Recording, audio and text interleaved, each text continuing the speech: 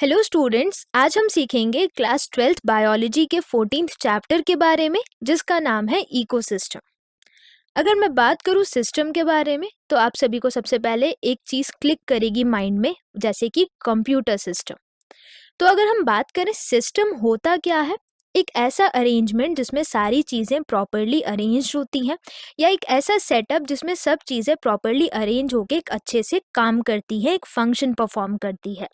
उसी तरीके से अगर मैं बात करूं इकोसिस्टम की, तो ये दो शब्दों से मिलके बना होता है। एक वर्ड होता है इको, दूसरा वर्ड होता है सिस्टम। तो इसमें अगर मैं इको का मतलब निकालूं तो इको का मतलब होता है एनवायरनमेंट। तो इको सिस्टम क्या हो जाएगा? एनवायरनमेंट का सिस्टम। एक ऐसा सिस्टम जिसमें सारी चीज़ें साथ में मिलकर एनवायरनमेंट में, नेचर में एक अच्छे से इंटरेक्शन शो करती हैं और बहुत अच्छा फंक्शन परफॉर्म कर रही है। तो यहाँ पे सोचने वाली बात यह आती है कि इकोसिस्टम एक्चुअल में है क्या, और ये एज ए सिस्टम काम कैसे कर रहा है। तो अगर हम बात करें इकोसिस्टम की, तो जैसे कि हम जानते हैं कि जो हमारी अर्थ है उसमें हमें इतनी डाइवर्स वैरायटी के प्लांट्स या ग्रीनरी या फॉरेस्ट देखने को मिलते हैं। इसके अलावा हम बात करें, हमें बहुत सारे एनिमल्स भी देखने को मिलते हैं जो पॉन्ड या लेक के आसपास भी मिलते हैं।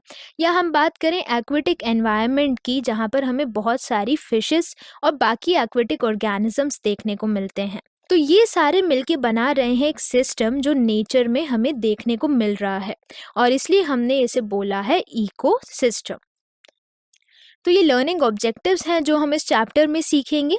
Ecosystem structure and function, productivity, decomposition, energy flow, ecological pyramids, ecological succession, succession of plants, nutrient cycling and ecosystem services. तो क्लास हमारा सबसे पहला लर्निंग ऑब्जेक्टिव है इकोसिस्टम स्ट्रक्चर एंड फंक्शन। तो इकोसिस्टम समझने के लिए हम यहाँ पर एक छोटी सी वीडियो देखेंगे। तो क्लास चलते हैं, इस वीडियो को देखते हैं। जैसा कि आप इस वीडियो में देख पा रहे हैं, यहाँ पर एक पॉन्ड का व्यू दिखाया गया है जिसमें बहुत सारे अलग अलग एनिमल्स आपको नज़र आ रहे हैं, और नॉन लिविंग फैक्टर जैसे कि हवा चल रही है वो भी नज़र आ रही है। तो ये सारे बायोटिक और एबायोटिक फैक्टर आपस में इंटरैक्ट करके एक सिस्टम बना रहे हैं, और इस सिस्टम को हम बोलते हैं इको सिस्टम। तो अभी हमने सीखा कि जो इकोसिस्टम है इसमें living organisms non living components के साथ इंटरैक्ट कर रहे हैं, एक प्रॉपर सेटअप, एक सिस्टम तैयार कर रहे हैं, और इस नेचर में इम्पॉर्टेंट फंक्शन भी परफॉर्म कर रहे हैं। तो सबसे पहले हम बात करें, जो टर्म इकोसिस्टम है वो एक साइंटिस्ट ने दी थी जिनका नाम था A.G. टैंसले। तो इन्होंने 1935 में इकोसिस्टम टर्म को प्रपोज किया था।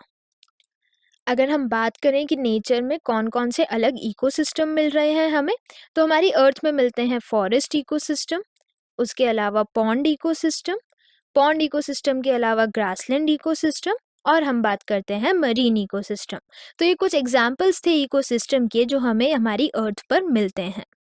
इसके अलावा हम बात करें इकोसिस्टम के टाइप्स के बारे में, तो इकोसिस्टम को हम दो टाइप्स में डिवाइड कर सकते हैं। एक होता है नेचुरल इकोसिस्टम जो नेचुरली एनवायरनमेंट में प्रेजेंट है, और एक होता है आर्टिफिशियल इकोसिस्टम जो हम ह्यूमन बींग्स खुद क्रिएट करते हैं। अगर हम बात करें नेचुरल इकोसिस्टम की, तो ये फिर से दो पार्ट्स में डिवाइड किया जा सकता है।